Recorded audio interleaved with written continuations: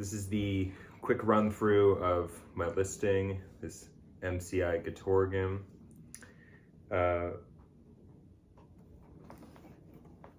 I'm using a small orange practice amp, and this is being recorded on a phone, so it's not the best fidelity, but hopefully it's good enough. So this is just the guitar itself. All the pickups work. Tone and volume work.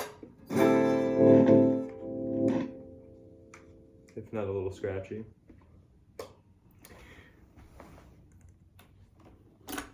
So, since this is a Guitorgan, this is where things get weird and interesting.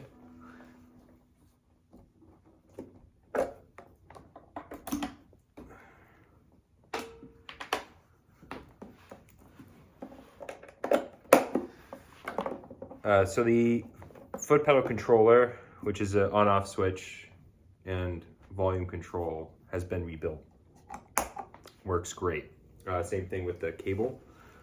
You need a special cable that's proprietary to connect these to the foot controller.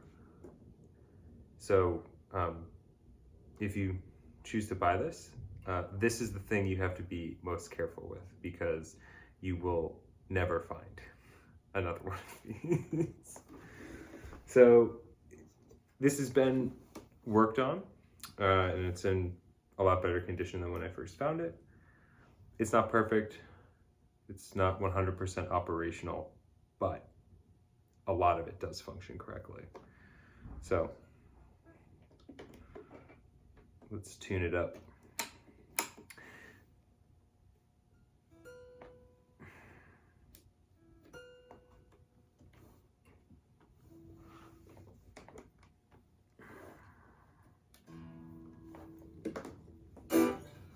Oh, whoops. Had it in the wrong input. Yeah, so here we go. I'm going to start engaging some of the just tone controls. So we're on no sustain, no vibe. So here's clarinet. Big thing about these is like dead spots on the neck, because each one of these frets has coils, and then those are all connected to the various oscillators.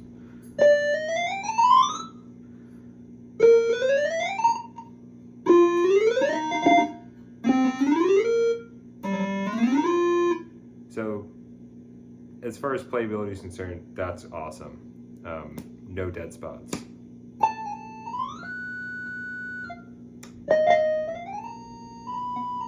So that was sax, that's oboe. The effects are different volumes for whatever reason. That's flute, I like this one.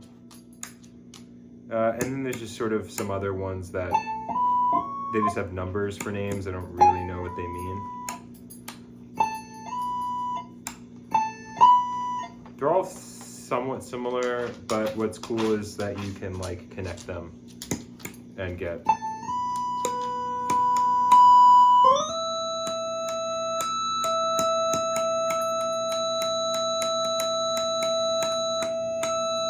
and some of them are more dramatic than others. The oboe effect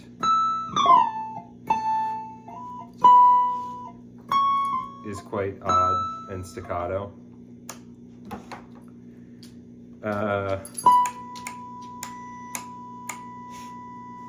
The frequency changes that you can add can be really small.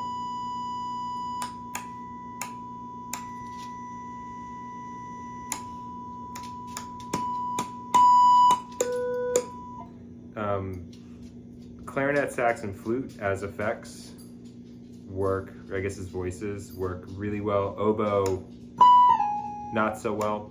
I think there might be an issue with that particular switch. So we're on flute now. Here's sustain. That's no sustain, short. It does that.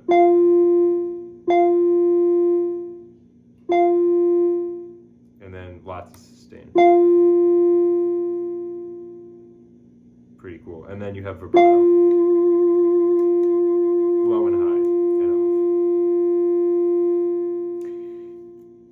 off. So, two other things. One, there's this big red button here on the neck. It's just the 0 fret all playing at once, as if you were just strumming a guitar open. It also has a 3-band equalizer with one broken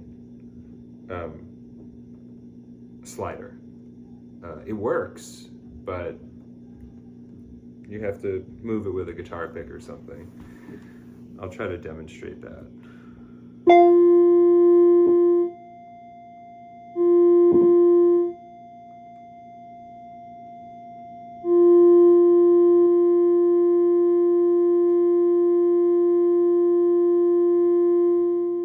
It's finicky and subtle. Two other things. These two switches here don't work. They probably need to be replaced. You know, nothing hardcore, but the whole thing functions, so it's likely these two switches are no good. This is a on-off switch for the Guitorgan, and then this is a momentary kill switch for the Guitorgan, though neither work. Outside of that, it's really clean. It's very pretty. The metal is, you know, a bit worn, and it'll need a pickup switch cover, but there you go. One thing, and I'm going to turn up the amp so you can appreciate this. At high volumes, these things produce just a ton of noise on their own, which I hope you can hear.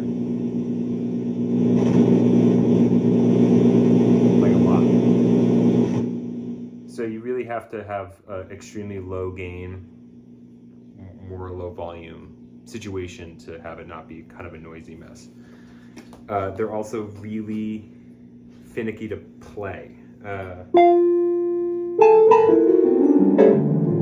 can hear all those notes that are not intentional.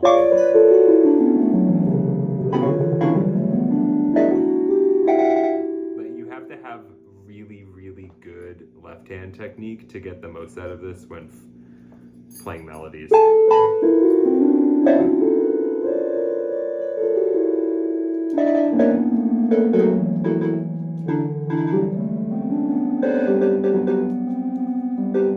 action on this is set a little too low, which is one of the reasons why there's kind of a lot of that rattling, because the strings are hitting different frets a little bit kind of all the time.